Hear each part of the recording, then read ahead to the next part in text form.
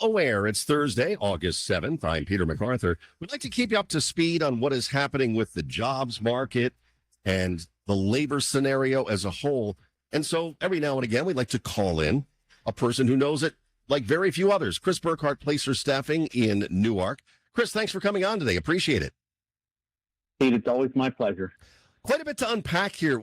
Let's start with this. Let me ask you, what impact has this uncertainty around tariff decisions and the rapid developments in AI, Chris, had on companies and jobs of late? Well, Pete, I've been coming on your show once a month for a long time, and it's been a pretty steady story of the job market kind of hanging in there, right? Yeah. Holding on. Well, that all changed last Friday. I'd say the job picture is one that's really treading water. In July, came in less than economists expect. It came in at 73,000 against projections of 100,000. That in and of itself isn't so bad.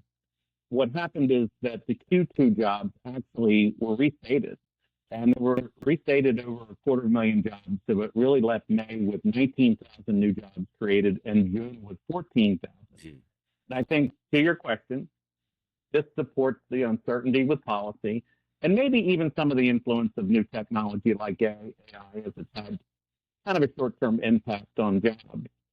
However, with some clarity in tariffs, we are seeing some additional hiring. Many large businesses delayed hiring in Q2 and now find themselves behind. So we're seeing a real narrowing of hiring. Very few industries were adding jobs in Q2, a lot less than construction, a lot less than manufacturing. It seems like healthcare and social services leads the way for good or bad. It seems to always be hiring. But I'm starting to ask the question, does July represent a new, very positive trend with more certainty because it rebounded? I guess we'll have to wait and see. Anecdotally, on a local level, Placers does see hiring improving from April. Okay, so the tariff policies obviously are going to become clearer as we see them implement and we see the offshoots from them. How do you even know what to expect moving forward is really a question I have. Well, I think you're talking about, in some ways, the big AI question. And what we're seeing is real, big companies, Microsoft, Meta, even large oil companies like Chevron, jobs are having this process of being redone where traditional roles are having AI injected into them. There's not just new AI roles, but whole processes are being, phased out, new ones rolled in. And that's a pretty dramatic impact on the workforce, right? If you are the workforce or if you're managing one, there's a real need to get new skills there. I think in the end, there's always this thing that technology is going to fill jobs. I think maybe I'm the internal optimist. I think this is another reset where technology helps increase productivity. And yes, some jobs go away. There's nobody makes buggy whips anymore, but there's always something that seems to replace it. That's true. I'm going to take that approach today. All right. Here's a multi-parter for you, and you can divvy it up as you see fit. We have unemployment that's steady. That's one thing.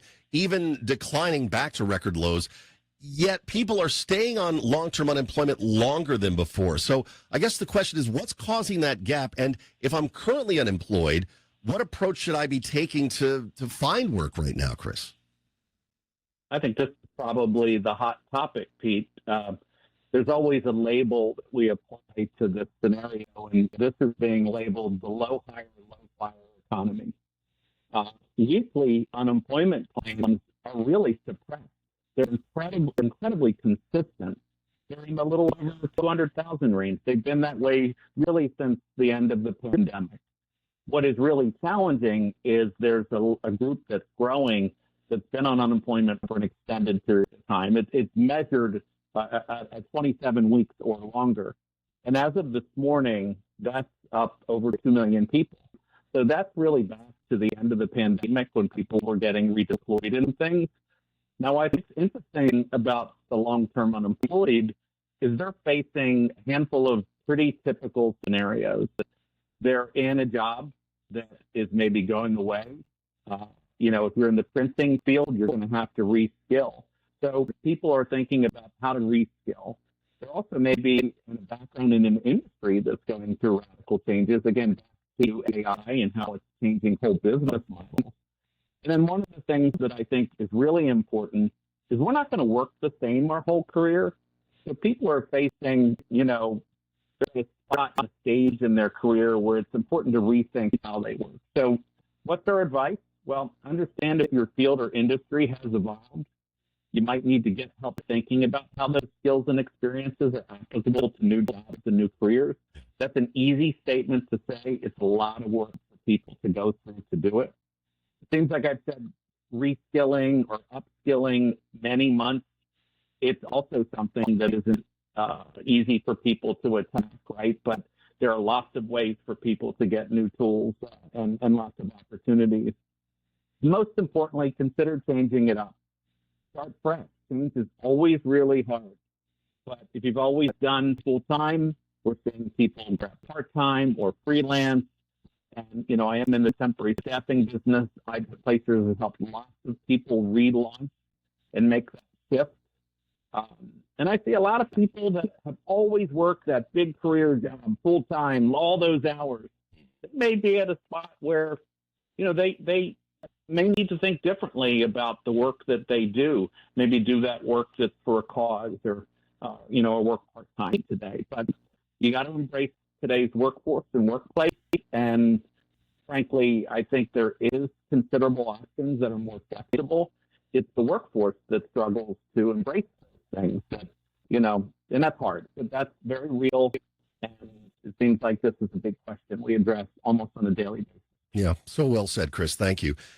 Lastly, before I let you go, give us an update on the Delaware look when it comes to job creation, when it comes to unemployment so far this year, and how is that looking in comparison with the national picture? Well, Pete, I was excited with what I saw. Delaware has created 2,000 new jobs in the first half of 2025. We're a small state. That's a big number as I've looked at this quarter over quarter, year over year, and those kinds of things. Private education, and again, that health bucket and industry has really driven our growth. In fact, that's 65% of our growth. So I think that's really kind of interesting. The other part is that our unemployment rate is 4%. Now, that's up a bit from last year, about this time where it was 3.8. But compared to national at 4.2, our local job market, although tight, is pretty steady and consistent. Again, perhaps this is my anecdote or narrative. Delaware's always had a DuPont or an MBNA or that next business that really drove job growth. Well, really, we need that small and mid-sized business to continue to flourish here in the state. Yeah. And I think that's really key because that's where much of the solid job growth has come in the last 5 years. And my concern is I'm not seeing it right now in this economy in Delaware. And that's how we've grown, and that's an opportunity for us. Since we discussed people potentially looking for work, tell people how they can best find out more about Placer Staffing and getting in touch with you guys if they're so inclined, Chris. Absolutely. So myplacers.com is the website. We do have all of our jobs listed. However, if you just want to call the office, we do answer the phone, 302-266-0860. If you just want to talk to somebody about where you are in your career, if you want to just talk about how to get your resume updated, it's something we help with. It's just nice to have an objective third party to help you think it through. And Placers is busy. We do have work for those that are interested. All right, sounds good. Until next time, Chris, thanks so much. Appreciate it as always. Thank you. Have a good Thursday. You as well.